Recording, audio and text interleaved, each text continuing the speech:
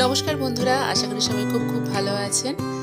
তো আজকে আমি একটি বিশেষ ব্লগ নিয়ে চলে এলাম আপনাদের সাথে শেয়ার করব বলে।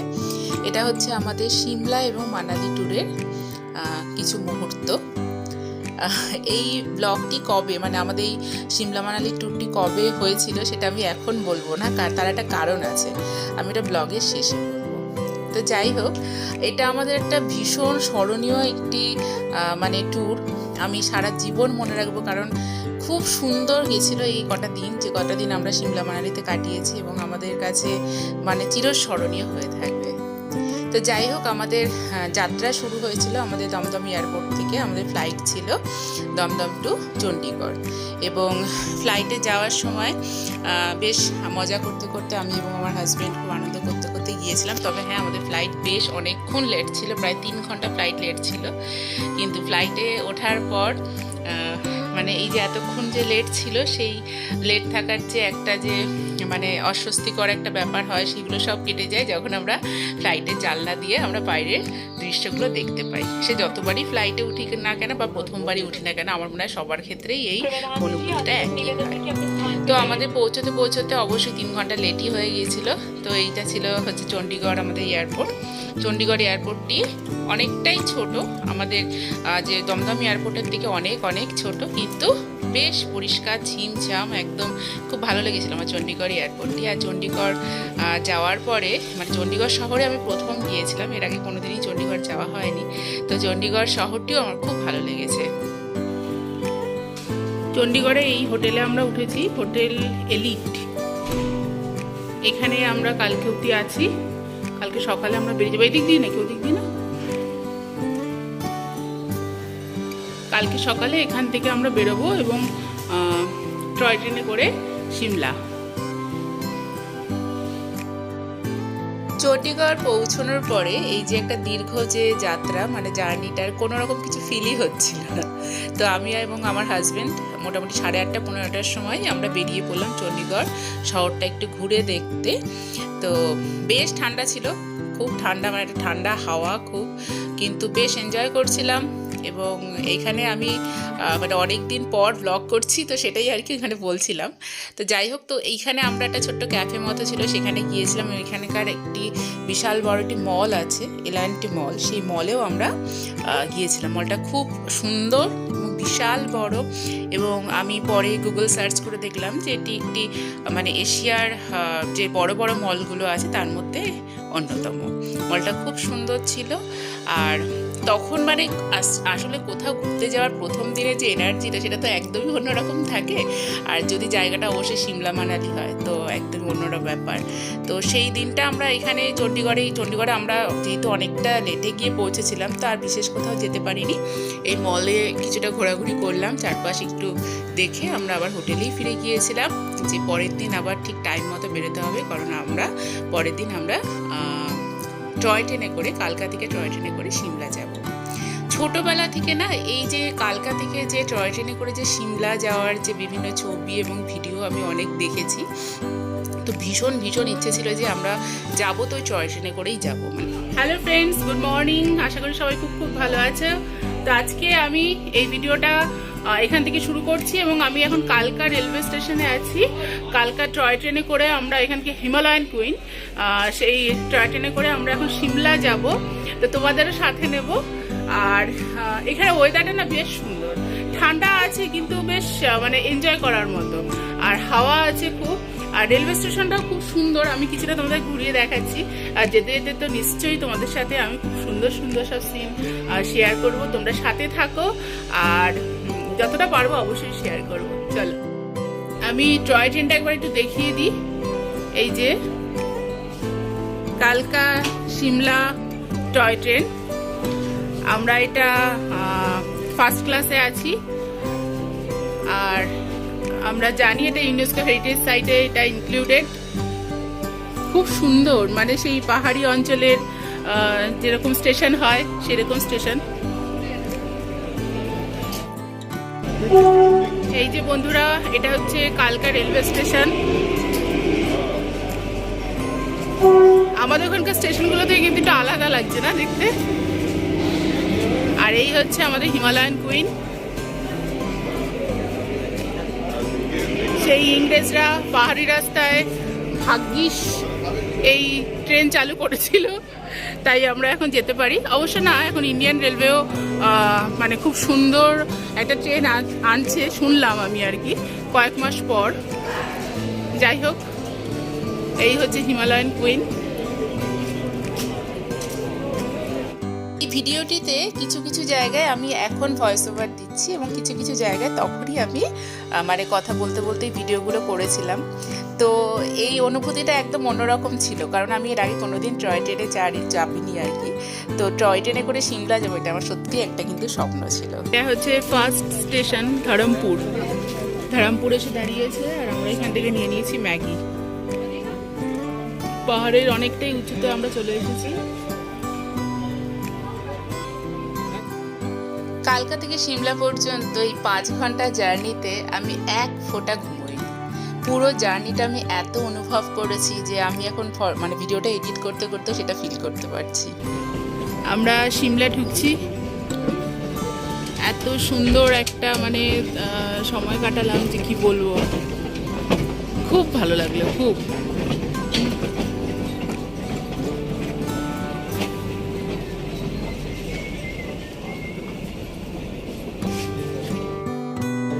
বন্ধুরা, ওয়েলকাম সিমলাতে। তো এটা খুব সুন্দর, মানে আমরা যখন পৌঁছলাম আর কি, এখন সবে সন্ধে হবে আর কি বিকেলবেলায়, কিন্তু সূর্যের আলোটা কিন্তু এখনো দারুণ লাগছে, খুব সুন্দর লাগছে। আর সিমলা স্টেশনটাও সেই পুরোনো দিনের স্টেশনের মতো একদম।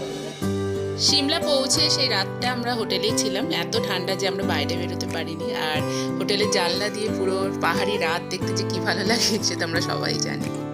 গুড মর্নিং বন্ধুরা, সিমলা থেকে সেকেন্ড ডে। এত সুন্দর ভিউ, এটা অ্যাকচুয়ালি আমাদের রুম থেকেই একদম ডাইরেক্ট ভিউটা। কালকে রাত্রিবেলাতে, রাত্রি না সন্ধ্যাবেলা এসেছি, আসার পরে এত ঠান্ডা, তখন আর কিছু আর ক্যামেরা করিনি। তো আজকে সকাল সকাল উঠলাম, এখন বাজে 7:30 মতো। আমরা একটু আগেই উঠেছি। উঠেই এই দৃশ্যটা দেখে না মন ভালো হয়ে যাচ্ছে। দেখো, শরীরে কষ্ট আছে, এমনিতেও আমি একটু আমার ঠান্ডা লেগে যায়, আমার এই সমস্ত সমস্যা আছে, তো সেগুলো ফেস করছি। কিন্তু যখন এই এত সুন্দর ভিউটা দেখছি, সত্যি সব কষ্ট ভুলে যাচ্ছি। আজকে সিমলা ঘুরবো এবং তোমাদেরও অবশ্যই পুরোটা ঘোরাবো।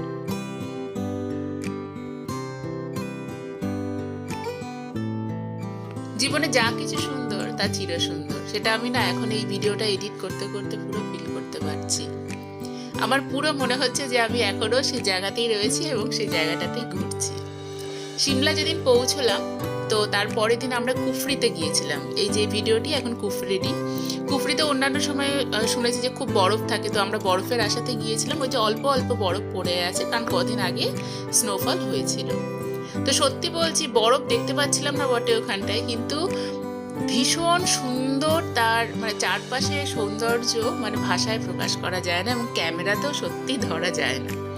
এই যে সামনের যে পাহাড়গুলো না, ওই যে বরফের ঢাকা, কিছুটা আমি মানে ক্যামেরায় যতটা এসেছে আমি ততটাই তোলার চেষ্টা করেছি।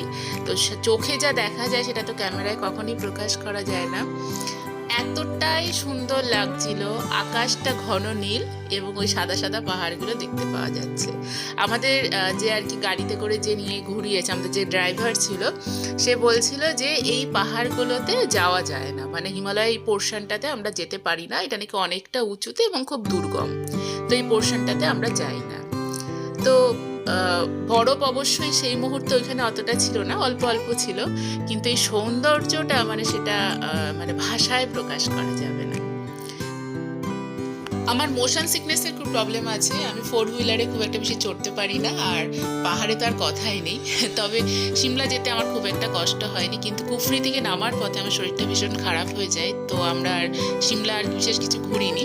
পরের দিন আমরা সকাল সকাল বেরিয়ে পড়ি মানালির উদ্দেশ্যে। তো মানালিটা কিন্তু আবার মানে সিমলার থেকেও ভীষণ ভালো লেগেছিল। গুড মর্নিং ফ্রেন্ডস, মানালিতে এখন আমরা আছি। তো কালকে আমরা অ্যাকচুয়ালি মানালিতে পৌঁছেছি রাত্রিবেলা, রাত্রি না সন্ধ্যের সময়। তো তখন আর ক্যামেরা অন করিনি। এই যে সামনে দেখতে পাচ্ছ পাহাড়ে ওই যে বরফ পেছনে দেখতে পাওয়া যাচ্ছে, সকালবেলাতে আমি তখন 7টার সময় যখন আমি উঠলাম, তো পর্দা সরিয়ে পুরো এই পাহাড়গুলো সব বরফে ঢাকা ছিল। এখন রোদ উঠেছে প্রচণ্ড, তো বরফ সব গলে গেছে, আর ওইদিকে মেঘ দেখতে পাচ্ছ। আর সামনের এগুলো সব কিন্তু আপেল বাগান, এই যে। কিন্তু এই মুহূর্তে তো আপেল হয় না এখন, তো সব এখন ফাঁকা। কিন্তু যখন আপেলের সময় যখন থাকে তাহলে কতটা ভালো লাগে এই জায়গাটা দেখতে, সেটাই আমি ভাবছি। এই জায়গাটাই এত সুন্দর যে আলাদা কোথাও যেতে আর ইচ্ছে করছে না, মনে হচ্ছে এখানেই দাঁড়িয়ে থাকি।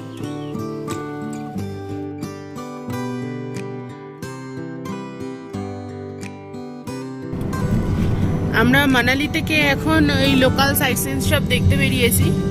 আর এই জায়গাটা এসে আমি এখন একটু ক্যামেরাটা অন করলাম, কারণ এত অপূর্ব ভিউ, অসাধারণ লাগছে। আর সামনে যে এই যে পাথরের যে জায়গাটা, অ্যাকচুয়ালি এটা বিপাশা নদী, কিন্তু এখন এই জল যেহেতু জমে জমে যাচ্ছে, তো ওই জন্য একটু শুকনো শুকনো। এই ভ্রমণটা আমার কাছে সত্যি স্বপ্নের মতো, কারণ মানালিতে, সিমলা থেকে মানালি যাওয়ার পথে আমার শরীরটা একটু খারাপ ছিল, কিন্তু মানালি গিয়ে না আমার শরীর একদম ঠিক হয়ে যায়।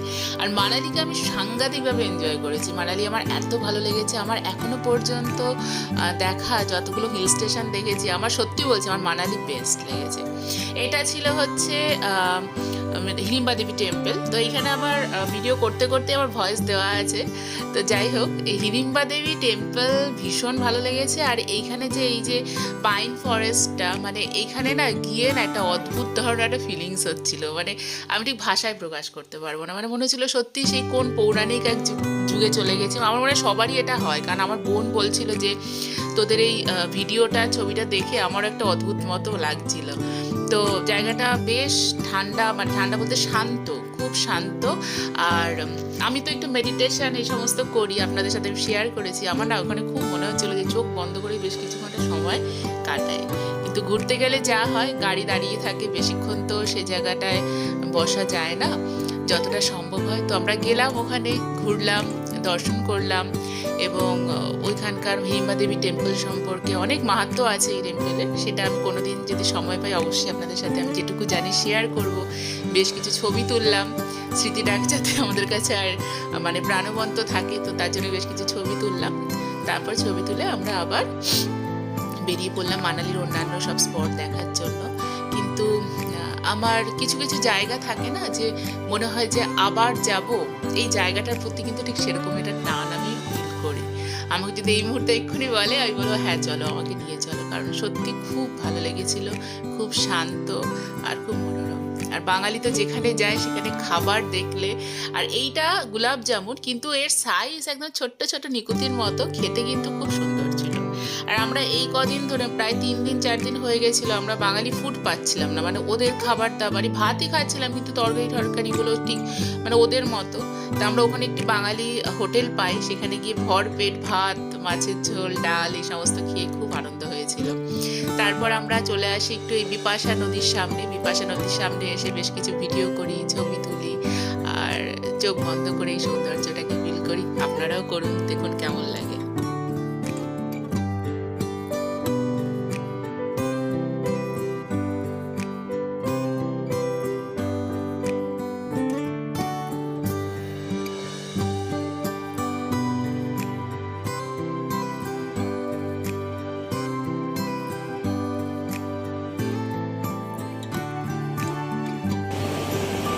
আমরা এই মুহূর্তে এখন বিপাশা নদীর পুরো একদম সামনে দাঁড়িয়ে আছি। এই নদীটাকেই অ্যাকচুয়ালি আজকে সকালবেলাতে আমি আমার হোটেলের রুম থেকে দেখেছিলাম এবং ভেবেছিলাম রাস্তাটা বরফ জমে গেছে, তা নয়, এই জলটা রাত্রিবেলাতে পুরো জমে সাদা হয়ে যায়। আমি তো জানতাম না সেটা, আমি ভেবেছিলাম যে রাস্তার পাশে বরফ পড়ে রয়েছে। ভীষণ সুন্দর লাগছে আর খুব সুন্দর জায়গা। মানালি ভ্রমণের বেশ কিছুটা অংশ এখনো বাকি আছে, তো আজকের ভিডিওতে আমি আর সেটা শেয়ার করছি না, আমি নেক্সট ভিডিওতে অবশ্যই আপনাদের সাথে শেয়ার করব। এবার আসি সব থেকে গুরুত্বপূর্ণ কথায়, সেটা হচ্ছে এই ভ্রমণটা আমাদের কখন হয়েছিল। আমরা সিমলা মানালি ঘুরতে গিয়েছিলাম 2025 সালের জানুয়ারি মাসের একদম শেষে, 24শে জানুয়ারি। আসলে 30শে জানুয়ারি হচ্ছে আমাদের বিবাহবার্ষিকী। তো আগের বছর আমাদের 5 বছরের বিবাহবার্ষিকী ছিল। তো আমরা ঠিক করেছিলাম যে এইভাবেই আমাদের বিবাহবার্ষিকীটা আমরা সেলিব্রেট করব। প্রতি বছরই আমরা বিবাহবার্ষিকীতে কোথাও না কোথাও ঘুরতে যাই। তো 5 বছরটা স্পেশাল হবে, সিমলা মানালিতে হবে, এটা আমাদের খুব ইচ্ছে ছিল।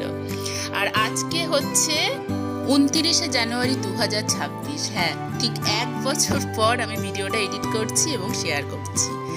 আসলে অনেক কারণ আছে যে কারণে আমি ভিডিওটা এতদিন শেয়ার করে উঠতে পারিনি। যাই হোক, আমি চিন্তা করলাম যে 1 বছর পর আমি ঠিক 1 বছর আগের সময়টাকে একটু ফিল করি, এবং এই ভিডিওটা স্পেশালি আমার হাজব্যান্ডের জন্য বানানো, সত্যি বলছি। মানে ওকে আমি এটা গিফট করতে চেয়েছিলাম, যে 1 বছর আগের যে সুন্দর স্মৃতিগুলো, যেমন আমার ভিডিওটা এডিট করতে করতে পুরো মনে পড়ছে, ওরও যেন মনে পড়ে এবং ভালো লাগে। এই বছরটা আমরা কোথাও যাইনি, আমরা নিজেদের মতো কালকে অবশ্যই সেলিব্রেট করবো এবং আপনাদের সাথে শেয়ার করব। তো এই ভিডিওটা হ্যাঁ আমার হাজব্যান্ডের জন্য। আর এই ভিডিওটার থ্রুতে আমি আমার হাজব্যান্ডকে একটা মেসেজও দিতে চাই যে 6 বছর কেটে গেল, অনেক ভালো খারাপ সবার জীবনেই আসে, আমাদের জীবনেও এসেছে।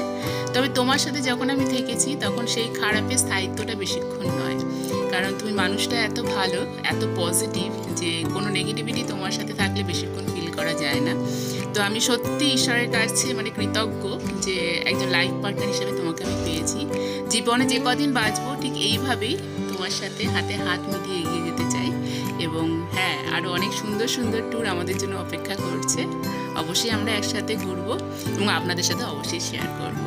চলুন, তো আজকে এই পর্যন্তই। আসছে ওটা নতুন দিন নতুন ব্লগ নিয়ে। আপনারা সবাই খুব ভালো থাকবেন, সুস্থ থাকবেন এবং মানালি সেকেন্ড পার্ট অবশ্যই আসবে। নমস্কার।